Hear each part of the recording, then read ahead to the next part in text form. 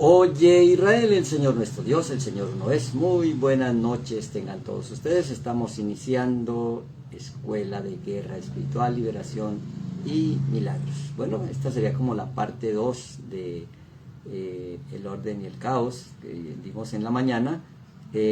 Hoy, ahora en la segunda instancia, tenemos pues la aplicación de la implicación de esa explicación. Por eso hacemos un pequeño resumen de aquellos que no han podido escuchar el audio en la mañana. Pues bueno, volvemos a retomar haciendo un pequeño resumen de lo que explicamos en la mañana. Esto en esta escuela de guerra espiritual. Y tenemos un desafío, poder vencer las tinieblas de afuera, el mundo exterior, el mundo material. Y por eso así le hemos colocado el nombre, las tinieblas de afuera, el caos del mundo exterior. En la mañana estuvimos explicando el orden del caos. Todo se inicia precisamente desde el caos. Estuvimos definiendo la palabra caos, que en hebreo es tahu, que es pérdida del estado original, y para los griegos caos significa antes de lo creado. Entonces precisamente vamos allí, cuando en cada mañana escuchamos pues todas las noticias de los siniestros, de los accidentes, de los robos, de todo lo del mundo exterior. Y también somos conscientes de que hay muchas noticias buenas, la buena nueva de salvación, la cual podemos también informarnos, darle forma en el interior de todas las buenas noticias, por eso se llama buena nueva. Pero el mundo exterior, el sistema del mundo exterior, pues educa al pueblo del común a que forme el caos en el interior. Y es por eso el interés de repetir los accidentes, los robos, los siniestros. Y por eso pues hay que ubicar el desde dónde para ordenar. Explicamos que hay 3 puertas para ordenar ese caos en el interior, y es lo simbólico, lo imaginario y lo real, donde lo simbólico son las palabras, y luego que tienes el símbolo de cada palabra, pues tu imaginario cambia obviamente con una palabra bien dicha a una palabra mal dicha. Entonces una palabra bien dicha o bendición pues trae un imaginario que genera en tu realidad bendición. Lo mismo que una palabra maldicha, y por eso se encarga el sistema de maldecir, de odiar, de sembrar la división, y es lo que se conoce, para los griegos le llamaron diablo, hablar de 2 maneras. Entonces, ese imaginario que cambia la conciencia mental crea una realidad distinta, y esa realidad distinta pues es lo que se conoce como el cambio de era, que no es simplemente el tiempo que se cuenta en el calendario, en el reloj. Es algo distinto, y la pregunta que nos hicimos es: ¿qué simboliza el caos? ¿Qué me imagino de lo que es caos? ¿Y qué realidad hay detrás del caos? Bueno, hay un orden detrás de ese caos, y esas personificaciones del caos, es el concepto de darle orden al caos, pues vendría a ser como la salvación del Mesías. Los griegos le llamaron antes de lo creado, y entonces si dice antes de lo creado, ya toma en cuenta el tiempo. Allí viene un cambio de concepto, y ese cambio de concepto trajo un cambio de era, un antes y un después, antes del Mesías, después del Mesías. Es porque hubo un cambio del sistema de percepción de lo que realmente somos. O sea que, como dice el libro de Juan, el tiempo se ha cumplido. Entonces, Yohanan o Juan está diciendo: arrepentíos. Arrepentíos es volver al principio, Teshuvah, o cambio en la manera de pensar. Entonces, arrepentíos porque el tiempo se ha cumplido. ¿Quién te enseñó a huir de la ira venidera? Entonces, volver a ese principio Entonces no es el tiempo del reloj, es el tiempo del cambio, que no sucede en el mundo exterior. Ese verdadero cambio, el cambio de era, es individual y sucede en el interior. Por eso podemos cambiar de país, podemos cambiar de trabajo, podemos cambiar de vestido, podemos cambiar de pareja, podemos cambiar de peinado, qué sé yo, qué cambio estás buscando en el exterior. Pero los problemas siguen siendo los mismos. Las mismas dificultades que tenía el humano desde el principio de los tiempos las tiene ahora. Y ahora con todas las facilidades que hay, se sigue quejando de que no hay tiempo. Antes, si no se lo comía el tigre o el león o la fiera salvaje, podía tener el desayuno listo 11 de la mañana o el problema para encender el fuego y no había tiempo. Ahora lo tenemos en 2 minutos y tampoco es tiempo, tampoco hay tiempo, nos falta tiempo. Entonces el problema no es de tiempo, el problema está en nuestro interior, la forma de percibir las cosas. O sea que no es por falta de orden, sino por un orden anterior a lo que se creó. Ese cambio de la percepción se le conocen como las tinieblas de afuera. Cuando nosotros no miramos dentro el problema que se nos presenta afuera. Por eso ese es el mundo material.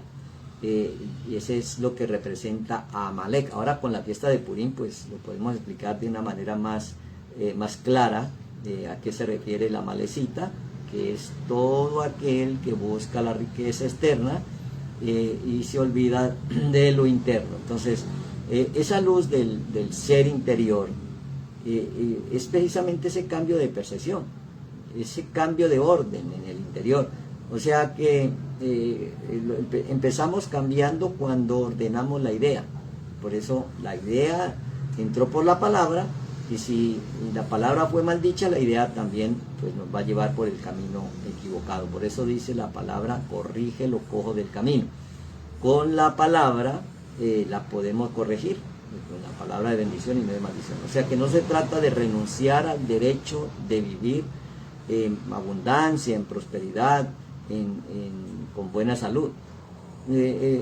Si el Todopoderoso es la luz, es el camino, si el yo soy, el Yukei Baokei, dirige mi camino, pues ahí él trae un orden, porque Dios es un Dios de orden, Elohim es un Elohim de tzvah, de orden, y ese orden es divino.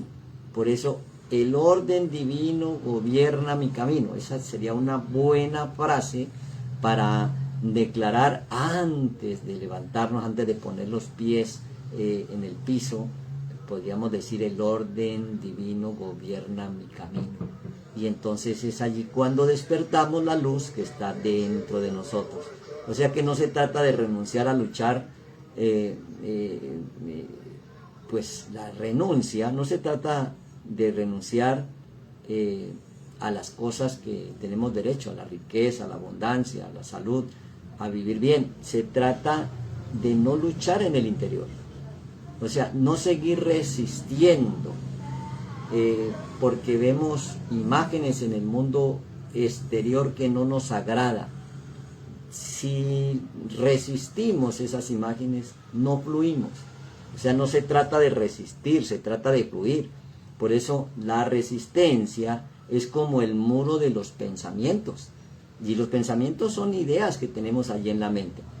Y por eso, si no nos vaciamos de esas ideas equivocadas, no podemos construir el templo con la idea del Creador o la mente. Y por eso, para disolver la resistencia, pues no significa negar cualquier condición externa que te esté sucediendo. Es que esa condición externa no te robe la paz interior, o que te detenga el camino que el Todopoderoso trazó para tu vida, un camino de bendición, de abundancia, de alegría o de gozo. O sea que dentro debemos de tener la certeza que todo es para bien y no dejarnos robar la paz por las imágenes externas, y para eso pues no hay que resistirlas. No acepto tal cosa, no, simplemente las provoqué, y cuando las suelto porque sé que dentro estoy confiado, pues aparece. Entonces, pues por eso, pues, primero es esa resistencia que es el muro en las vanas maneras de pensar, pues no nos dejan volver al principio, o el arrepentimiento. Aceptar la situación, no resistir. Si acepto la enfermedad, también puedo aceptar la sanidad. Por eso podemos decir, es que todo obstáculo en mi camino se disuelve ahora. ¿Y por qué se disuelve el obstáculo en mi camino? Porque cambié la percepción del mundo exterior al mundo interior. Entonces esa palabra es para mí, es individual. Cualquier obstáculo en mi camino se disuelve ahora. ¿Por qué? Porque estoy en un nuevo tiempo, en una nueva era, en un nuevo comienzo. He iniciado a vivir en la tierra como en el cielo. Entonces esa resistencia, cuando te resistes a lo que te está sucediendo en el mundo exterior, pues te ata a aquello que resistes. Si me resisto a la pobreza, a la miseria, a la enfermedad, pero si la suelto, entonces se va de mi vida. Porque si la resisto por haber observado afuera esa situación caótica, es porque está dentro. Y si dentro la suelto, pues desaparece afuera. Entonces, el no resistirme de eso que me está sucediendo afuera, no resistirme adentro, me libera, porque suelto. Si reconozco que afuera hay una enfermedad que la provoqué dentro, entonces suelto esa enfermedad de adentro y desaparece afuera. Por eso, para aplicar este principio, cuando sientas el deseo de presionar para que suceda algo rápido, de empujar o de discutir porque tú tienes la razón, o de controlar una situación, a mirar a ver si ya le depositaron el dinero, mirar a ver si, o llamar a ver si ya se decidió la persona que le hizo la oferta para cerrar el negocio. Entonces está empujando y empieza a demostrar más argumentos para que entren en discusiones y a querer controlar la situación. Cuando sientas ese deseo de empujar, de discutir, de controlar, entonces es allí donde puedes declarar, el orden divino gobierna mi camino, y descansas en el eterno. Por eso, pues esa es la ley del soltar y del confiar. Bueno, ahora sí vamos a la aplicación de los textos. Estuvimos leyendo en Mateo 8 en la mañana, bueno, ya lo explicamos. Ahora viene en Mateo en el capítulo 22, porque estamos aplicando las escrituras a la vida diaria. Estamos en la implicación, en la aplicación y en la implicación de las tinieblas de afuera. Entonces, Mateo 22 empieza narrando el Evangelio de Mateo, los invitados a las bodas del Cordero. Y esos invitados estaban ocupados, ¿en qué? En el mundo exterior. Pues ahí alguno estaba porque había comprado una propiedad, el otro porque tenía tal o cual compromiso. El hecho es que los invitados estaban ocupados. Entonces, Yeshua les dice, bueno, traiga entonces los convidados. Entonces, hay que marcar la diferencia entre invitado y convidado. Invitado es viene de la palabra latina invitare, y significa llamar, o iniciar, o atraer. In quiere decir dentro, y tare, llamar. O sea que es el llamado, como el sonido del chofar, ese llamado. Ese es un invitado, que te llamaron. ¿Por qué? Porque pertenece a la casa, te llamaron, pero se ocupó en el mundo exterior. Ahora entonces cambia la imagen y se va por los convidados. Allí es diferente porque está sujeto de cambio. Esa es una palabra latina. Con es llevar y vivir es convivir. Entonces, con es como juntos, como unidos, y vivere es vivir. O sea, vivir juntos. Estos convidados, son los que, por eso la alegoría de una boda, de cohabitar juntos. ¿cómo puedo vivir junto con el Padre y el Hijo, que tienen unas leyes eternas que nos generan santidad, prosperidad, abundancia? Y entonces yo no uso esas vestiduras de gloria. No podría estar convidado a la boda porque no tengo la armadura de Elohim, las vestiduras de gloria. Entonces, por eso, pues, convidar es la idea de compartir la vida. Invitar es la idea de llamar. Bueno, entonces pues aparece la fiesta de las bodas y entra el rey para ver los convidados y vio allí un hombre que no estaba vestido de boda. ¿Qué es vestirse de boda? Por eso explicamos en esta semana de la porción Tisbá, ordena, pues las vestiduras del sacerdote y el aceite de la unción. Entonces le dijo: amigo, ¿cómo entraste aquí sin estar vestido de boda? Mas él enmudeció. Y bueno, a mí me trajeron, ¿no? Entonces el rey dijo a los que servían: ¿quiénes son los que sirven? Los que están atentos a que pongas por obra la palabra. Esos son los levitas, los servidores. Atarle de pies y manos y echarle en las tinieblas de afuera. Y uno diría: pero bueno, ¿y este por qué se enojó? Quedar atado de pies y de manos es que no puedas hacer con tus manos absolutamente nada, ni emprender ningún negocio, ningún emprendimiento, porque estás atado de pies y de manos. Esa es la quedada, como la atadura de guisar. Y entonces allí será el lloro y el crujir de dientes, porque muchos son los llamados y pocos los escogidos. ¿Quiénes son los escogidos? Y ese lloro y el crujir de dientes. Bueno, pues, ¿y qué había que hacer con este? Pues echarlo a las tinieblas de afuera.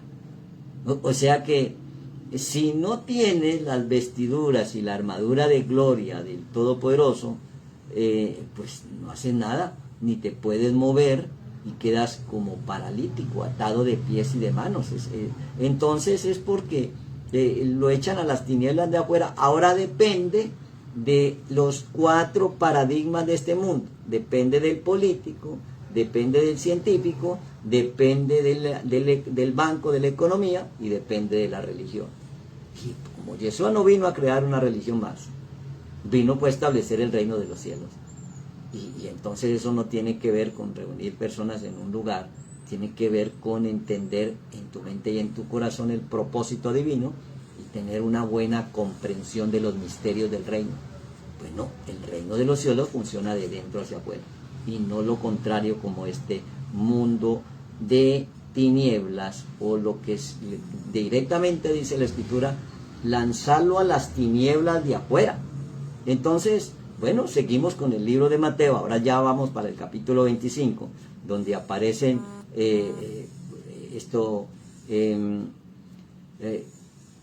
las 10 vírgenes. La parábola de las 10 vírgenes y de los talentos. No vamos a explicar las parábolas, porque las 10 vírgenes precisamente, pues 5 eran sensatas y 5 insensatas. Es que cuando nos quedamos en el mundo dual. Pero la parábola de los talentos vuelve otra vez y nos inquieta, porque aquí viene: el que más tiene, más se le da, y al que menos tiene, se le quitará todo. Y entonces, ¿cuál es el problema acá? El problema de aquí es el miedo, y vuelve a ser exactamente lo mismo. ¿Por qué repite pues que tenga que echarlo a las tinieblas de afuera 3 veces en el libro de los evangelios de Mateo? Precisamente porque en cada una de ellas hay un principio. Ahora, el miedo, pues quiere decir, el miedo es una mala comprensión de la vida. Miedo es una creencia que el mundo material puede destruir cualquier idea que tengas en tu mente y en tu corazón. Cuando tú tienes esa creencia, allí se genera el miedo, porque miras afuera que las cosas son imposibles y te lo crees adentro y dices: no puedo, no tengo y no hay. Eso es la definición de miedo. Porque cuando tú sabes que todo lo puedes, porque es más poderoso lo que está en ti que lo que está en el mundo, no hay miedo, por nada estés temeroso, porque es desde adentro hacia afuera.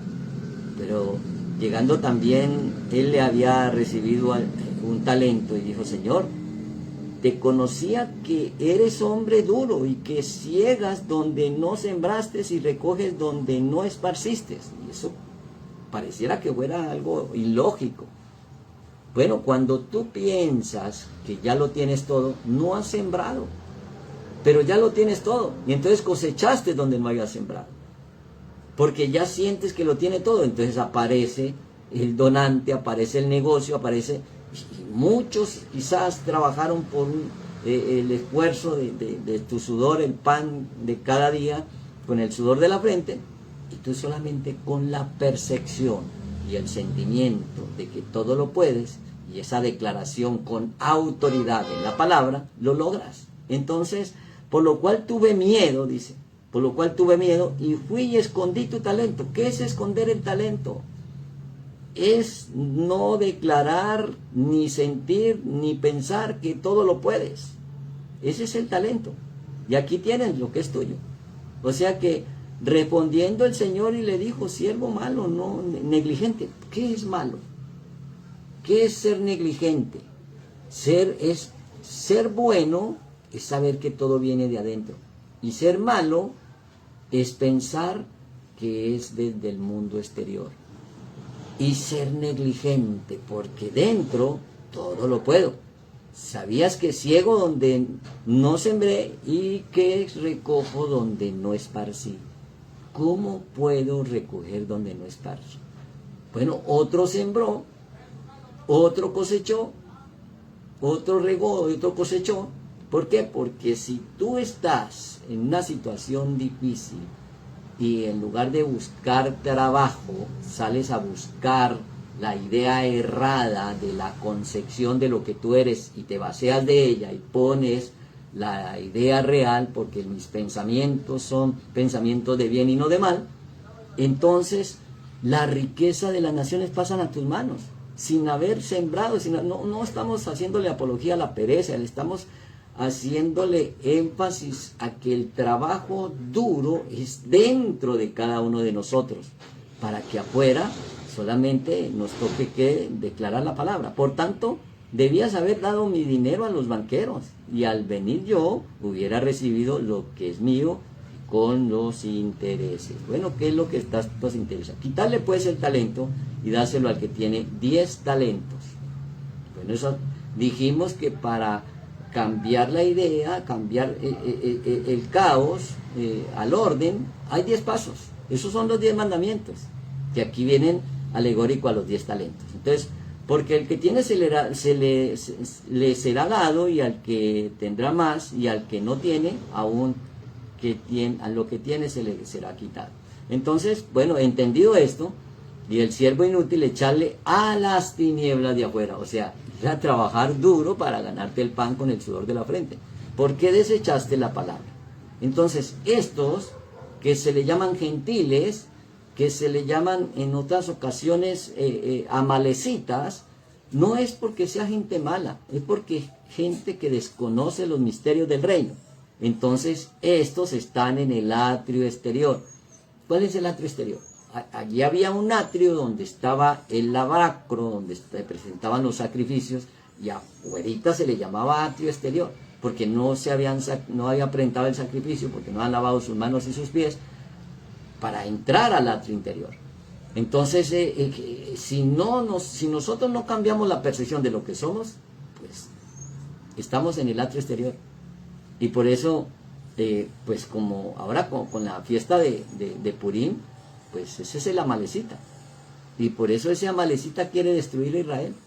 Y no estoy hablando de Israel como nación, estoy hablando del alma elevada, del que trabaja en su interior y persiste en el amor y la misericordia, y en guardar las leyes, en no mentir, en no robar, en no matar. Esas 10 vírgenes. Entonces, pues la palabra goy o gentil es idólatra. Y volvemos otra vez a lo que explicamos en la mañana. El id de la idea. Para los griegos, Yo es ego. Para los latinos, yo es id. Y para los hebreos, yo es yuhei. Yuhei bauhei. Entonces, ese id de la idea viene una idea equivocada, una idea errada, es lo que se conoce como idiota, o goin, o idólatra. A ese idólatra, o que tiene una idea contraria a la idea del creador, se le llama goin, o gentil. Y entonces, pues un gentil es alguien que piensa que lo creado, esto destruye al creador. Y por eso tienen una vida así, crean de pronto grandes tecnologías y terminan destruyendo al mundo. Entonces por eso aparece una palabra que completa todo este mensaje, y es la realidad. Re de real, de realeza, y de idea, y da de eternidad. ¿Cuál es la idea que se eterniza? La idea que tienes en tu mente y el sentimiento que tienes en tu corazón. Si ahora has cambiado de idea y piensas como rey, piensas en la abundancia, en la paz, en la alegría, en el gozo, y lo sientes, esa es tu realidad. Y por eso el id de la idea tiene un símbolo que es la palabra. La palabra bien dicha cambia la imagen. Entonces, lo simbólico, lo imaginario y lo real. Una palabra bien dicha cambia la idea, y esa idea cambia el sentimiento, y entonces cambia tu realidad. Tu realidad no la genera el mundo exterior, tu realidad se genera desde el interior. Y por eso entonces terminamos aquí con los dos testigos de revelaciones, o más llamado Apocalipsis. Pero al patio que está fuera del templo, déjalo para aparte, y no lo midas, porque ha sido entregado a los goin, a los gentiles, y ellos hollarán la ciudad santa 42 meses. ¿Eso qué es? 7 por 6, 42. Porque 7 es el Shabbat y 6 son los 6 días de la creación, que no son necesariamente días, sino las 6 emociones a rectificar para entrar en ese Shabbat. Entonces aparece el pan y el vino del Shabbat en cualquier negocio, en cualquier circunstancia, en cualquier situación, entra en su reposo, porque allí ya comiste el pan de vida y el vino de la gracia, que hace que la palabra que digas se convierta en realidad. Laila Tot, buena noche, y Leitradot, nos vemos luego.